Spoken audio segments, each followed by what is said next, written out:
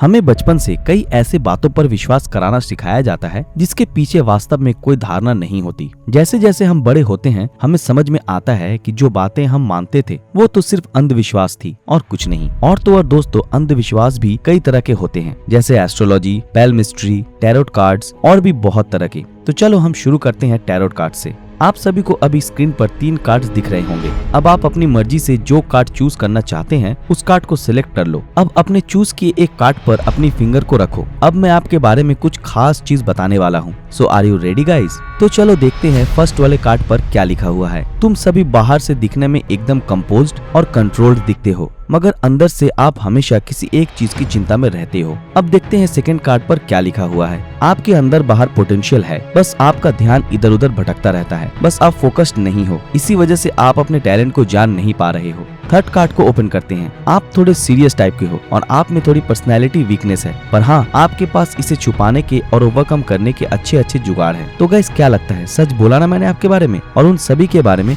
जिन्होंने कार्ड को चूज किया था? दोस्तों, अगर मेरा जवाब सही है तो नीचे कमेंट में जरूर लिखना। अब इसके पीछे क्या सीक्रेट है ये वीडियो के एंड में बताऊंगा। अब नेक्स्ट बात करते हैं पैलमिस्ट्री के बारे में। अगर आप एक बॉय हैं तो आप अपनी लेफ्ट हैंड को आगे कीजिए और गर्ल हैं तो राइट हैंड को। अब मैं आपको आपके लव लाइफ के बारे में बताऊंगा। अब आपको स्क्रीन पर एक हाथ की हथेली दिख रही होगी। आप सभी की हथेली में ये 4 लाइंस दिख रही होंगी। इसमें जो टॉप वाली लाइन है उसका नाम है हार्ट लाइन, और जो सेकंड वाली लाइन है वो है हेड लाइन। थर्ड वाली लाइन का नाम है लाइफ लाइन, और चौथा लाइन है उसका नाम है फेट यानी कि नसीब की लाइन। अब मैं जो आपको बताने वाला हूँ उसको ध्यान से सुनना। अगर इन चारों लाइन में से अगर आपकी हथेली में एक लाइन नहीं है तो चिंता मत करो दोस्तों, आपकी लाइफ में सब सही होगा, क्योंकि वो लाइन ही ये डिसाइड करती है कि आपकी पूरी लाइफ कैसी होगी। अब वो लाइन ही नहीं है तो ऑब्वियसली आपकी लाइफ में सब कुछ अच्छा होगा। अब अपने हाथ के इस लाइन पर नजर लाओ। अगर ये लाइन लंबी और गहरी है तो इसका मतलब आप अपने प्यार को लेकर बहुत पॉजिटिव हैं। लेकिन अगर ये लाइन छोटी सी है तो आप इमोशनल रहते हैं और अपने इमोशन को जल्द ही एक्सप्रेस कर देते हैं। बट रोमांस के मामले में आपको काफी इंटरेस्ट रहता है। तो क्या लगता है आप लोगों को जो भी मैंने बताया वो सब सच है? तो अब मैं आप लोगों को अगर ये बोलूं कि आप लोग भी इसको बिल्कुल आसानी से कर सकते हैं तो आप क्या सीखना चाहोगे? चलो आपको ये सिखाने से पहले एस्ट्रोलॉजी की हिस्ट्री के बारे में कुछ बताते हैं कि आखिर ये शुरू कैसे हुआ था, कैसे पास्ट, प्रेजेंट और फ्यूचर देखने का सिलसिला शुरू हुआ और इसके पीछे की क्या साइंस है वो भी समझाते हैं। फिर दोस्तों, ये बात है 1999 की, जब एक आर्कियोलॉजी की टीम क्रोएशिया के समुद्री तट पर पाई एक गुफा में खुदाई कर रहे थे। और खुदाई के टाइम पे वो लोग कुछ ज्यादा एक्सपेक्ट नहीं कर रहे थे कि उनको कुछ खास चीज मिलेगी। सबके मन में ये था कि गुफा में ज्यादा से ज्यादा पुरानी से पुरानी मछलियों की हड्डियां मिलेंगी। मगर उस समय वो लोग ये नहीं जानते थे कि वो लोग एक पत्थर को नहीं बल्कि एक सुरंग के दरवाजे को खोद रहे हैं, जो कि 2000 साल से बंद पड़ी थी। फिर जैसे ही वो दरवाजा खुला सबके सब चौंक गए, क्योंकि वो रास्ता उन लोगों को अब कहाँ तक लेकर जाएगा किसी को भी नहीं पता था। लेकिन फिर भी उन लोगों ने थोड़ी सी हिम्मत दिखाई और धीरे धीरे पहुंच गए एक बड़ी सी गुफा में। अंदर ज्यादा कुछ नहीं, आइवरी की पीसेस, चेयर्स, ग्लासेस पड़े हुए थे। और ग्लासेस और चेयर को देखकर ये पता चलता है कि पहले के लोग इस गुफा में आकर के पार्टी करते होंगे। पर आइवरी की पीसेस वहाँ क्यों थी ये समझने में पूरे 4 साल लग गए। जब सारे आइवरी पीसेस मिल गए और उन्हें जब एक साथ जोड़ा गया तो उस पर कैंसर, जेमिनी और पीसेस का निशान बना हुआ था। और फिर वो लोग ये समझ गए कि उस गुफा में लोग पार्टी करने नहीं बल्कि राशिफल देखने जाया करते थे। और फिर जब कार्बन डेटिंग करके उन आइवरी पीसेस की एज देखी गई तो पता चला कि वो सब पिछले 2000 साल से वहीं पर मौजूद थे।